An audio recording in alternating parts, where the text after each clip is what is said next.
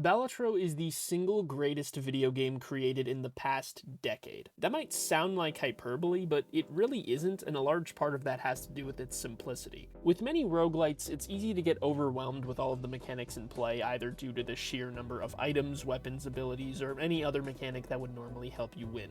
It's easy for a developer to throw in any idea they have, make it an item, and expect it to make perfect sense, only for a player to have a stroke trying to understand what the hell it's supposed to do. Now, some games have found workarounds, and this isn't even necessarily a bad thing, but it can result in some unneeded complexity. But Balatro benefits from streamlining the experience and not overcomplicating things. Localthunk even made a conscious decision to make descriptions for every single card in the game 1 to 2 sentences long. On top of that, the basic concept of the game just makes perfect sense. Essentially, all you're doing is playing poker hands to match the total score needed to move on to the next round. Every facet of the game is built off of this foundation. Upgrade hands, enhance cards, and synergize these hands with your limited amount of jokers to get the number as high as humanly possible. Now obviously there's more to it than that, but Balatro's gameplay loop is so simple that anyone can jump in and understand how the game works in less time than it takes to learn how to play Mahjong and Yakuza.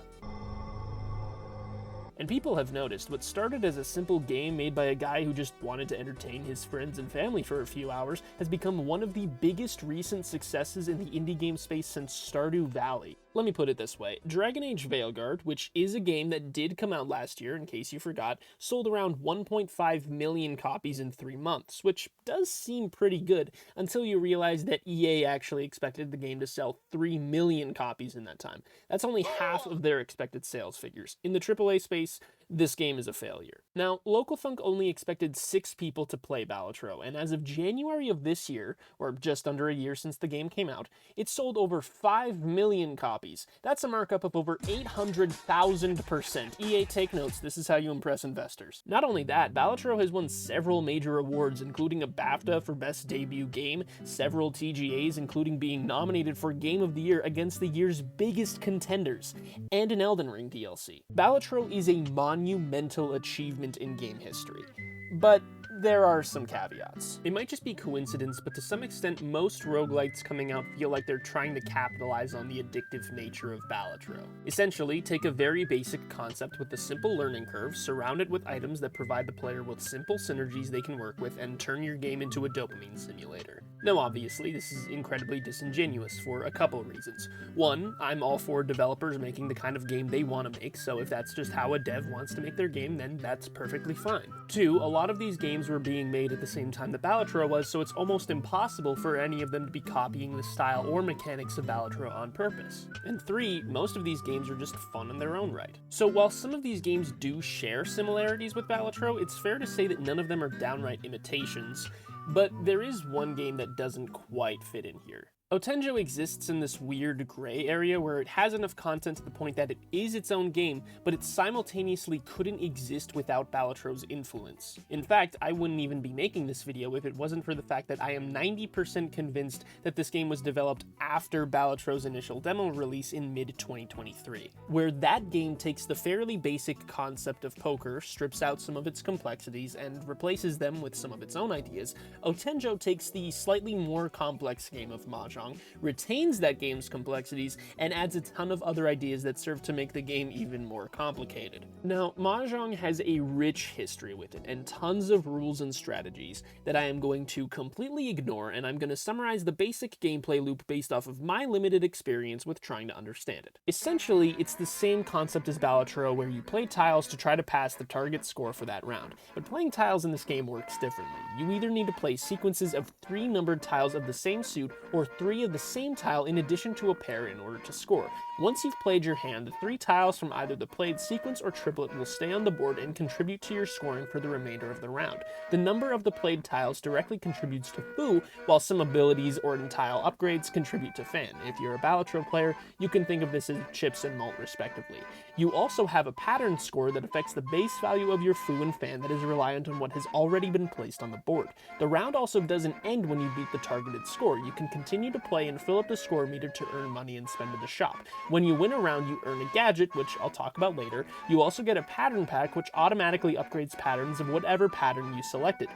I hated that sentence. Then in the shop, you can buy artifacts, which act as the game's jokers, or you buy pattern packs as well. After you leave the shop, you choose to go either left or right. These act as ways to either upgrade tiles, purchase new tiles, or destroy tiles altogether. I think you get the picture now. This game is significantly more complex than most roguelites I've played before. Remember when I mentioned Yakuza Mahjong?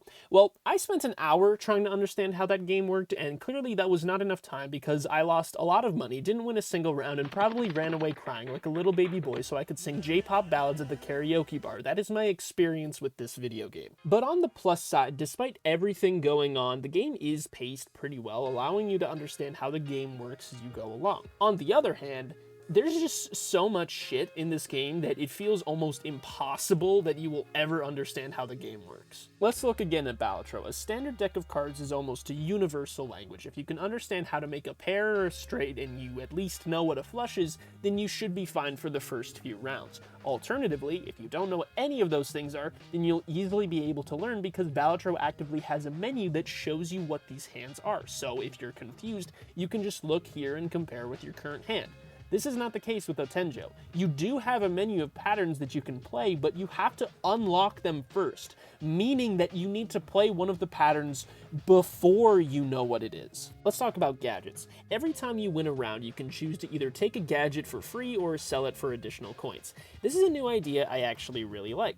You have 6 gadget slots on standby, and these give you temporary bonuses that change either the number of a tile, making sequences and triplets easier to make, but then you also have gadgets where you merge 2 existing tiles to create one tile that retains abilities from both tiles, and then there's gadgets where you reduce the value of a sequence. While some gadgets do feel pretty useful to have on standby, some of them just overcomplicate things.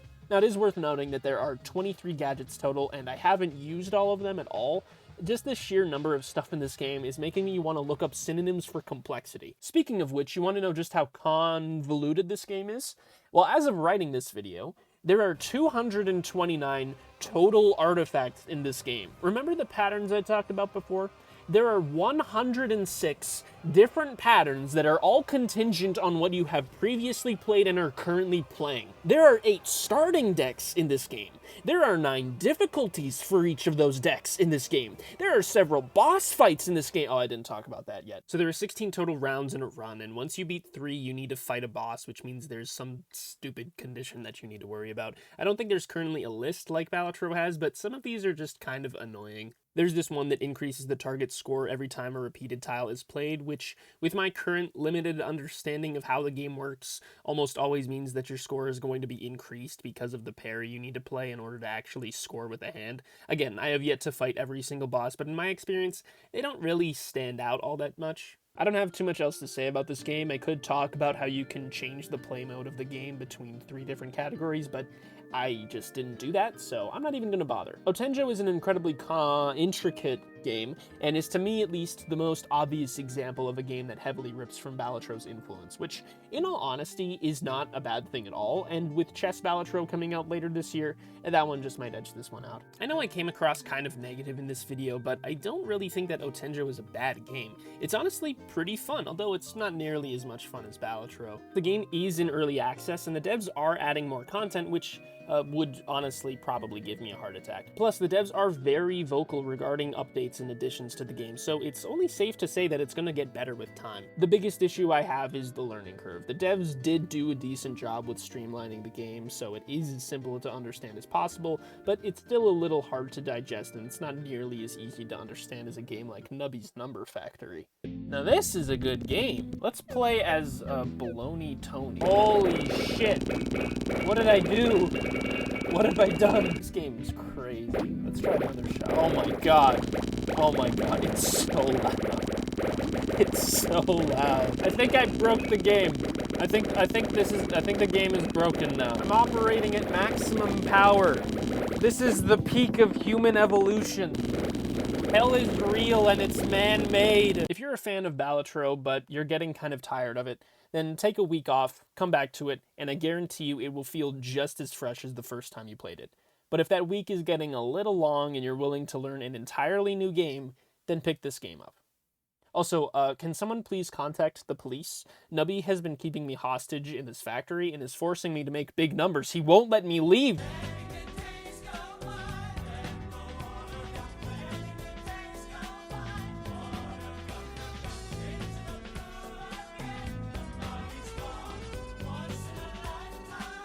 and my to-do list It's and not this even green card. card, and I use tarot card. Now What are you I doing? get multiplier.